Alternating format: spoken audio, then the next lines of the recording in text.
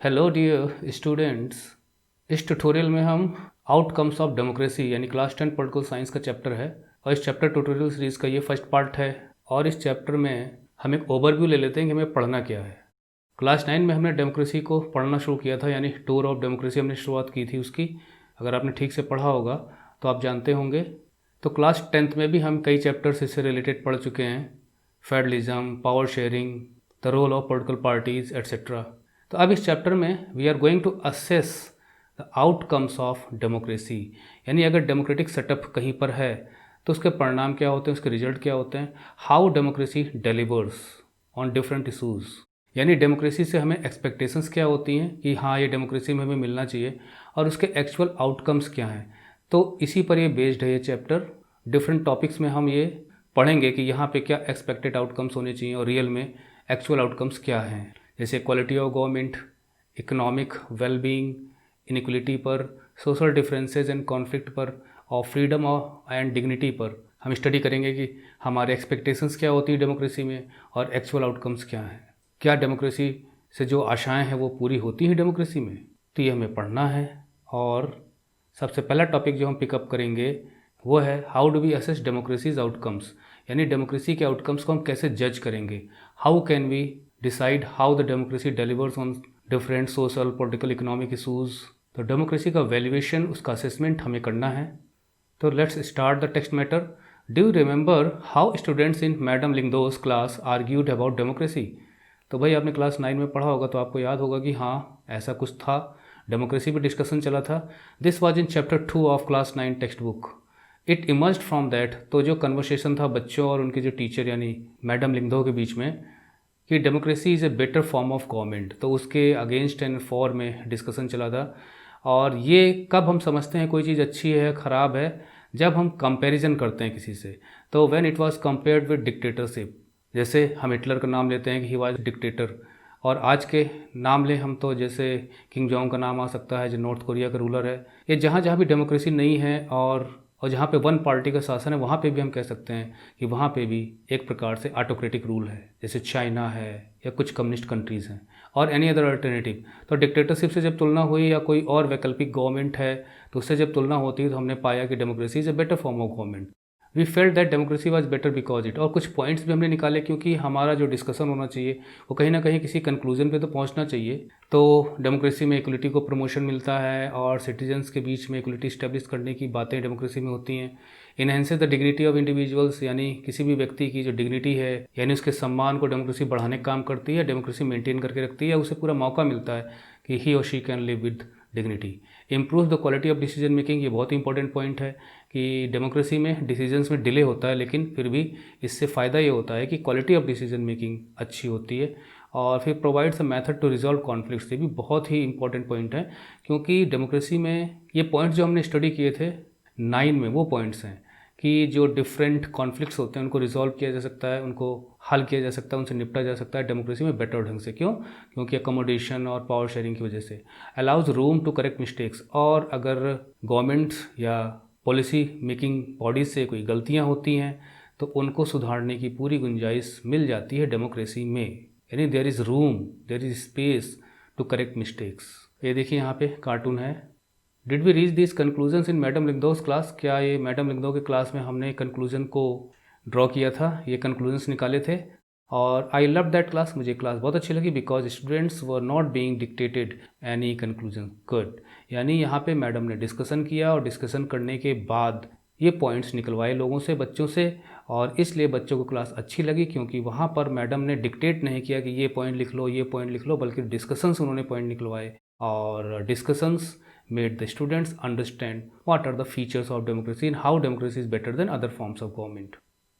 और these expectations realized under democracy, तो क्या ये जो हमारे expectations हैं जो हमने ऊपर यहाँ पे पढ़े ये पॉइंट्स कि कॉन्फ्लिक्ट रिजॉल्व होंगे और क्वालिटी ऑफ डिसीजन मेकिंग अच्छी होगी, डिग्निटी मेंटेन होगी, इक्वलिटी होगी सिटीजन्स के बीच में, तो जो हमारे एक्सपेक्टेशंस हैं डेमोक्रेसी में क्या ये वास्तव में पूरे हो पाते हैं। When we talk to people around us, जब हम लोगों से आसपास बातचीत करते हैं, most of them support democracy. तो निष्कर्ष क्या निकल के आता है कि लोग डेमोक्रेसी को बहुत सपोर्ट करते हैं, और जहाँ पे डेमोक्रेसी नहीं वहाँ के लोग डेमोक्रेसी को इस्टेब्लिश करने की मांग करते हैं। जैसे आपने अखबार में ये ज़रूर पढ़ा होगा कि हांगकांग का जो मामला है कि वहाँ पे लोग स्ट्रगल कर रहे हैं डेमोक्रेसी के लिए।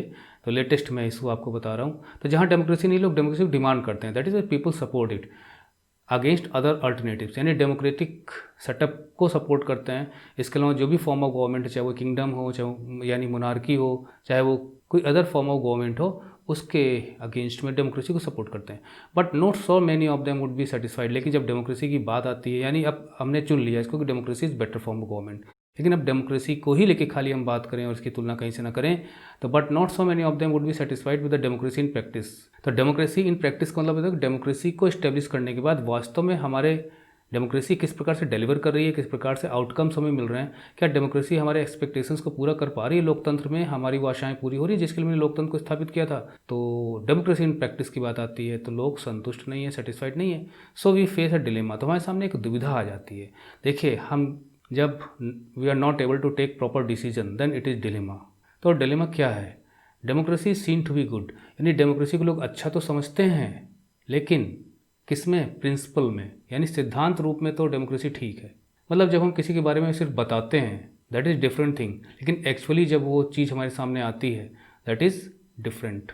जैसे रेसिपी आप नोट करते हो कि भाई इसमें ये डालोगे, ये डालोगे, चीज़ डालोगे, इस प्रकार से बहुत टेस्टी डिश बन के तैयार हो जाएगी। लेकिन ये प्रिंसिपल है, रेसिपी इन प्रिंसिपल। लेकिन वास्तव में जब उसे आप बनाओगे तो हो सकता है कि वो उतनी टेस्टी ना बने, ख़राब हो जाए, बिगड़ जाए। तो ये जो सारे पॉइंट्स हमने यहाँ पर पढ़े, ये पॉइंट्स एक प्रिंसिपल फीचर्स हैं डेमोक्रेसी के, और भी इसमें पॉइंट्स हम ऐड कर सकते हैं। तो डेमोक्रेसी की सारी अच्छाइयाँ अगर आप गिना देते हो यहाँ पे, तो वो डेमोक्रेसी के प्रिंसिपल्स ही कहलाएंगे। लेकिन वास्तव में but fail to be not so good. तो वास्तव में जब डेमोक्रेसी वर्क करती है तब जाके कहीं हमें पता चलता है कि नहीं, प्रैक्टिस में डेमोक्रेसी उतनी अच्छी नहीं है जितना हम प्रिंसिपली हम उसे देखते हैं। तो in theory it is different, in practice it is different. This dilemma invites us to think hard, और फिर हमें सोचने के लिए मजबूर करती है डिलेमा या दुविधा कि डेमोक्रेसी अच्छी तो है प्रिंसिपल रूप में, लेकिन जब डेमोक्रेसी वर्क करती है तो प्रैक्टिस में वो उतनी अच्छी नहीं होती। तो इसलिए सोचें कि hard about the outcomes of democracy. तो हमें सोचना है इसके बारे में, और वो भी सीरियसली सोचना है कि डेमोक्रेसी के आउटकम्स क्या होते हैं। यानी प्रिंसिपली तो democracy is good for people, no doubt, क्योंकि उसके जो फीचर्स ही होते हैं वही बहुत ही अच्छे फीचर्स हैं कि लोगों को राइट्स मिलते हैं, लोग वोट देकर चुनाव में अपने कैंडिडेट चुनते हैं, डेमोक्रेसी में लोगों की डिग्निटी मेंटेन होती है, हर एक व्यक्ति को अपना विकास करने की आज़ादी होती है, सारी अच्छी अच्छी बातें हैं, सारे प्रिंसिपल्स अच्छे हैं। लेकिन वास्तव में जब डेमोक्रेसी इस्टेब्लिश होती है तो वहाँ के जो आउटकम्स है, उसके जो परिणाम हैं, उन पे हमें विचार करना है। They are not satisfying. Do we prefer democracy only for moral reasons? क्या हमें डेमोक्रेसी इसलिए चुननी चाहिए कि just for because of moral reasons, और are there some prudential reasons, या कुछ प्रूडेंशियल रीजन्स भी हैं डेमोक्रेसी को सपोर्ट करने के लिए? मॉरल तो आप ऑलरेडी जानते होंगे कि जहाँ पर हमें डिसाइड करना पड़ता है what is good and what is bad. या आप ऐसे समझ लीजिए कि जो चीज़ चाहिए कि मतलब हाँ ये होना चाहिए, और इट इज़ नेचुरली एक्सपेक्टेड कि झूठ नहीं बोलना चाहिए, बड़ों का आदर करना चाहिए, स्टूडेंट्स हैं तो टीचर्स को ओबे करना चाहिए, एक छोटा बच्चा है तो उसे पेरेंटल केयर मिलना चाहिए, माँ बाप का प्यार मिलना चाहिए। तो ऑल द गुडीज़ जिसके लिए कहीं कुछ कहना ना पड़े, it should be automatically done और ऑटोमेटिकली एक्सपेक्टेड। कि कोई आपके यहाँ जाता है मेहमान बन के, आपका कोई रिलेटिव, तो it is automatically expected that कि हाँ आप उसे एंटरटेन करोगे, उसे भगा नहीं दोगे दरवाजे से। तो उसी प्रकार से अगर हम डेमोक्रेसी में अप्लाई करें तो डेमोक्रेसी में कि अगर आदमी जन्म लेता है तो उसे जन्म से ही और मृत्यु के बीच में उसे कुछ अधिकार स्वयं मिलने चाहिए। यहाँ पे हम थोड़ा सा राइट की बात कर लेते हैं कि जहाँ पे हक की बात आएगी कि अगर वो जन्म लेता है तो उसे ईमानदारी से अगर वो चलता है तो उसे तरक्की का हक है, जीने का हक है, उसे कुछ अधिकार होने चाहिए। अगर वो किसी को नुकसान नहीं पहुंचाता तो दूसरे को भी नुकसान नहीं पहुंचाना चाहिए।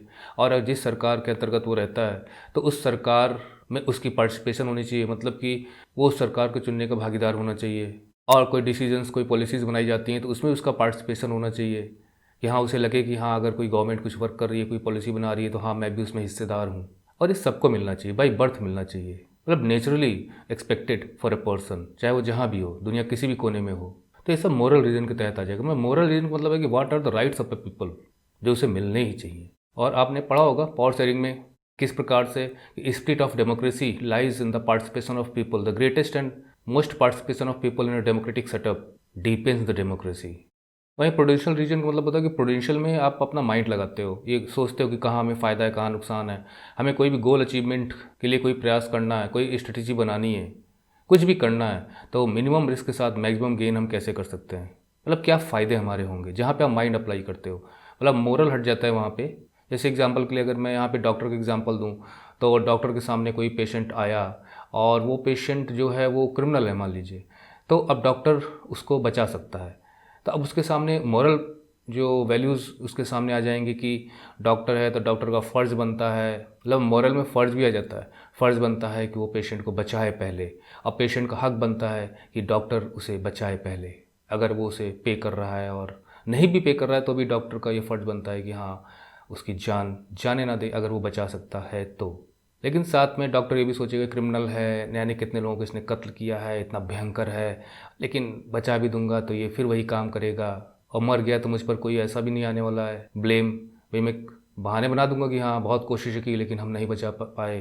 तो ये प्रूडेंशियल है जो उसके दिमाग में जो ये सारी बातें आ रही होंगी। तो अब देखिए यहाँ पे मोरल और प्रूडेंशियल के बीच में डॉक्टर फंसा हुआ है, उसे क्या करना चाहिए, क्या करना चाहिए। मोरलिटी हावी होती है कि उसका प्रूडेंस हावी होता है, मतलब समझदारी कि कहाँ पर क्या डिसीजन आपको लेना है, taking the whole situation into mind. तो ये सब प्रूडेंशियल से रिलेटेड है। और डॉक्टर क्या डिसाइड करता है आप खुद सोचिए। तो इस प्रकार से मॉरल रीजंस में लोगों को जो हक मिलने चाहिए, और अगर सरकार में लोग बैठे हैं तो उन्हें भेजने का हक उसको होना चाहिए, कोई निर्णय लेती है सरकार तो उसमें पार्टिसिपेशन उसका होना चाहिए। So many things we have read here. और प्रूडेंशियल रीजंस में कि क्या डेमोक्रेसी सिर्फ मोरल रीजंस की वजह से होनी चाहिए कि हाँ लोगों को हक मिलने चाहिए और डेमोक्रेसी में मिलते हैं इसलिए डेमोक्रेसी होनी चाहिए, कि डेमोक्रेसी को लाने से कुछ फ़ायदे भी हैं, कुछ अदर रीजंस भी हैं, कि हाँ कि जैसे हमने पढ़ा था कि कॉन्फ्लिक्ट को दूर करना, रिजॉल्व करने की जो क्षमता होती है वो डेमोक्रेसी में ज़्यादा होती है। सो मेनी डाइवर्सिटी कैपेसिटी और अकोमोडेट करने की जो क्षमता होती है वो डेमोक्रेसी में ज़्यादा होती है। हमने पावर शेयरिंग में पढ़ा था, अगर हम पावर शेयरिंग करते हैं तो एक प्रकार से इसे आप राइट से जोड़ लीजिए, या जहाँ भी हम लिमिट क्रॉस करते हैं तो वहाँ मोरलिटी आ जाती है, यार ऐसा नहीं करना चाहिए था या ऐसा नहीं करना चाहिए था। और जहाँ पे राइट की बात आती है, जहाँ पे नफ़े नुकसान की बात आती है, वहाँ पे प्रूडेंशियल रीजंस आ जाएंगे। तो चलिए आगे बढ़ते हैं। Over 100 countries of the world today claim and practise some kind of democratic politics. तो लगभग 100 से ज़्यादा देशों में भी डेमोक्रेटिक पॉलिटिक्स फॉलो की जाती है, मतलब काफ़ी देश हैं, ज़्यादा से ज़्यादा देश हैं जहाँ पे डेमोक्रेसी इस्टेब्लिश्ड है।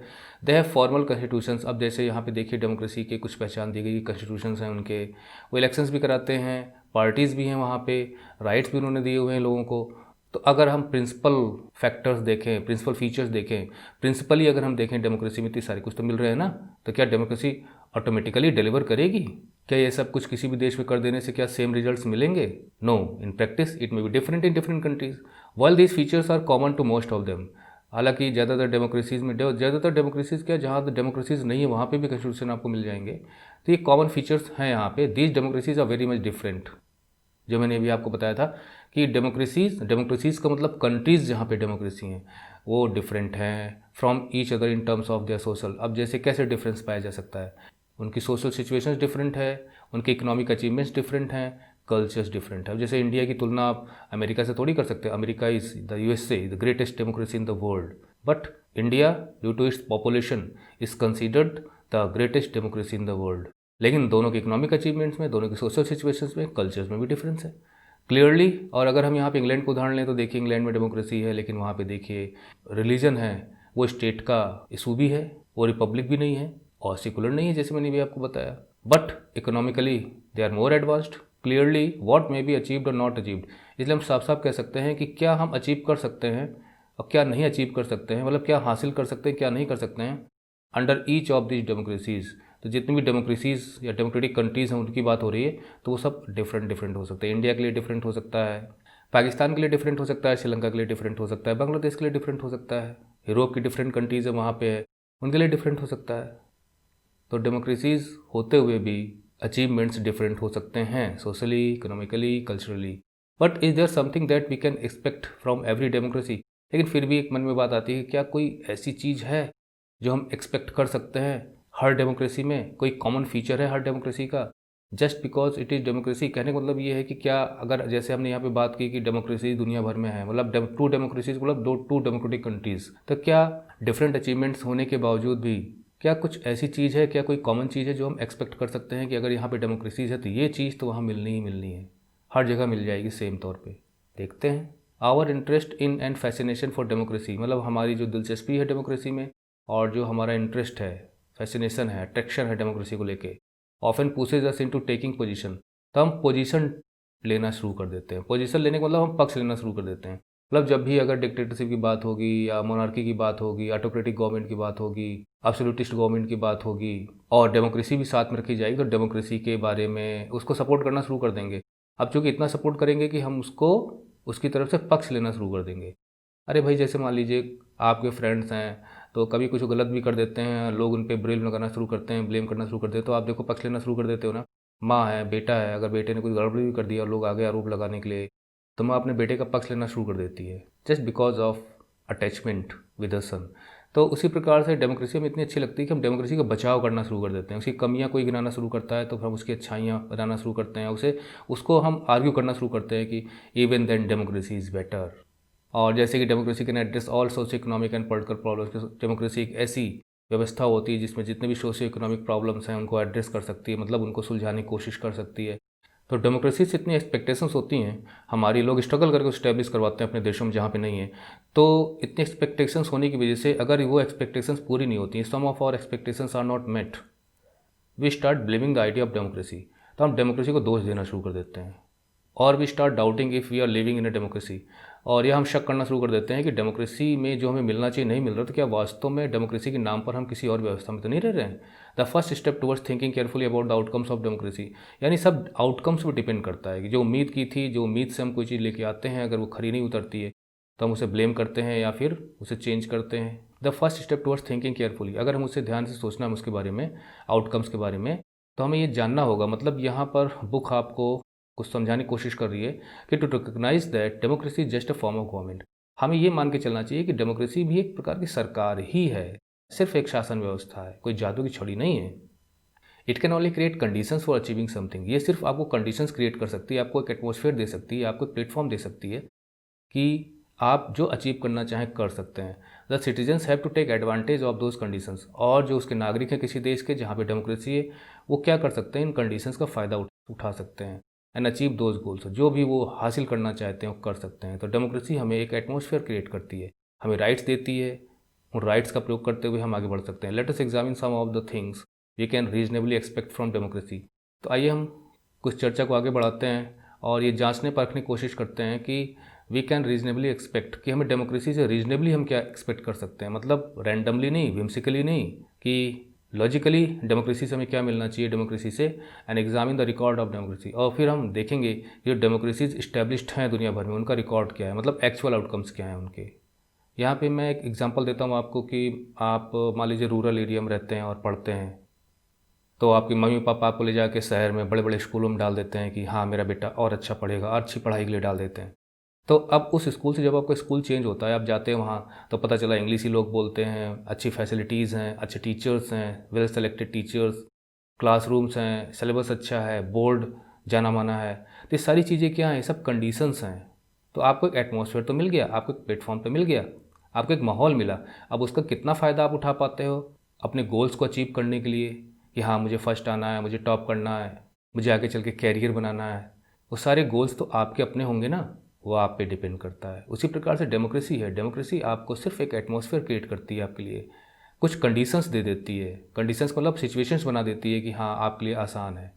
जैसे हमने श्रीलंका का केस पढ़ा था, किस प्रकार से वहाँ पर एक धर्म को इस्टेब्लिश करने की कोशिश हुई थी और एक भाषा को थोपने की कोशिश हुई थी, फिर सिविल स्ट्रगल शुरू हो गया था। अब जैसे इंडिया का हम उदाहरण लेते हैं, यहाँ पे सबको अपने धर्म मानने की सुविधा है, किसी भी भाषा को अडॉप्ट कर सकते हो, भारत के किसी भी कोने में जा सकते हो, आ सकते हो, कहीं पे भी पढ़ सकते हो, आप अपने स्कूल खुद इस्टेब्लिश कर सकते हो, जितनी तरक्की करना चाहो आप कर सकते हो इंडिया में, कहीं भी आपको कॉन्स्टिट्यूशन रोकता नहीं है, बशर्ते कि आपके राइट्स, आपकी एक्टिविटीज़ दूसरे के राइट्स का हनन ना करें।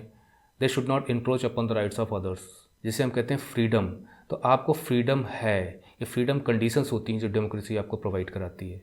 Freedom to do anything till others do not start complaining against you. That is why कि we have to take advantage of these conditions and achieve our goals. अब जैसे वीडियो में बना रहा हूँ, तो जिस दिन मैंने वीडियो बनाना शुरू किया था उस दिन जो हंगामा हमारे पार्लियामेंट में देखने को मिला, राज्यसभा में, वो आज तक देखने को नहीं मिलता। मर्यादाओं का पूरा हनन हुआ वहाँ पे। आपने देखा किस प्रकार से, टीवी में देखा हो किस प्रकार से लोगों ने जो चेयरमैन की जो पोस्ट होती है जहाँ पे चेयरमैन बैठता है, उस वक्त डिप्टी चेयरमैन बैठे हुए थे, क्या हालत कर दी थी। किताबें फेंकना, कागज़ फेंकना, कूद के वहाँ तक पहुँच जाना। It was so simple. तो क्या पार्लियामेंट का गठन या डेमोक्रेसी हमने इसलिए इस्टेब्लिश की थी कि हमारे नेता वहाँ जाकर इस तरह से बदमाशी करेंगे?